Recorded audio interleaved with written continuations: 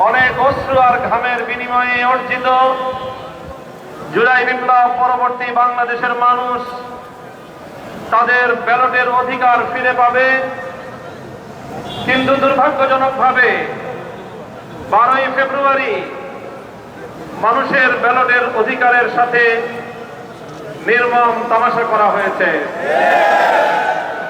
সারাদিন শান্তিপূর্ণ নির্বাচনের প্রকাশ্য নাটক সাজিয়ে সন্ধ্যার পর থেকে সূক্ষ্ম ইঞ্জিনিয়ারিং এর মাধ্যমে টার্গেটকৃত ব্যক্তিদেরকে জাতীয় সংসদে যাওয়ার পথে প্রতিবন্ধকতা সৃষ্টি করা হয়েছে।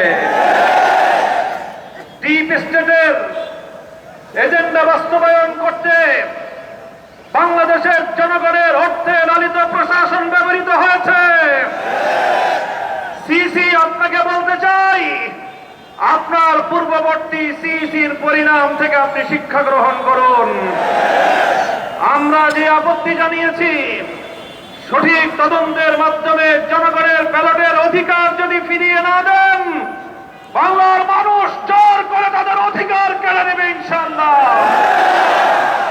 আপনাদের এই প্রহসনের প্রতিবাদ করার পর গোটা বাংলাদেশ জুড়ে আমাদের 11 দলীয় নির্বাচনী ঐক্যের নেতা কর্মী সমর্থকদের উপর যেই পৈশাচিকতা চালানো হচ্ছে, আমাদের বোনদেরকে ধর্ষণ করা হয়েছে, আমাদের মা বোনদের শ্লীলতাহানি শুধু নয়, তাদেরকে শারীরিকভাবে লাঞ্ছিত করা হয়েছে, আমাদের বাড়ি ঘরে অগ্নিসংযোগ করে বাংলাদেশে আবার নতুন করে ফ্যাসিবাদ ফিরিয়ে আনবার পায়তারা চালানো হচ্ছে।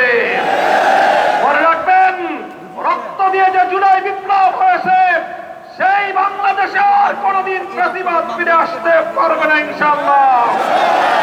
পুরনো ফ্যাসিবাদীদের সাথে সখ্যতা করে বাংলাদেশের রাজনীতিতে যদি তাদেরকে আপনারা প্রবেশ করবার সুযোগ তৈরি করে দিতে চান, যেই পথ ফ্যাসিবাদকে ফিরে আসার জন্য তৈরি করবেন, সেই পথ দিয়ে আপনাদেরকে দিল্লিতে বিতাড়িত করা হবে। তৃতীয় কথা আমাদের পরিষ্কার, শরীফ ওসমান হাদী সহ প্রতিটি হত্যাকাণ্ডের বিচার করতে হবে। জুলাই বিপ্লবের আকাঙ্ক্ষা বাস্তবায়ন করতে হবে। জুলাই স্প্রিট থেকে যদি এক চুল পরিমাণ বাংলাদেশকে বিচ্যুত করার ষড়যন্ত্র করা হয়, জুলাই যোদ্ধারা আবার মাঠে নামবো, আবার মাঠে নামবো, আবার মাঠে নামবো। সকলকে ঐক্য এবং সংহত মজবুত করার, আগামী দিনে দেশের মানুষের হাত এবং ভোটের ন্যায্য অধিকার বাস্তবায়নের লক্ষ্যে চলমান এই সংগ্রামকে মজবুত এবং সংহত রাখার উদাত্ত আহ্বান জানাই। নাসরুম মিনাল্লাহি ওয়া ফাতহুন করিম।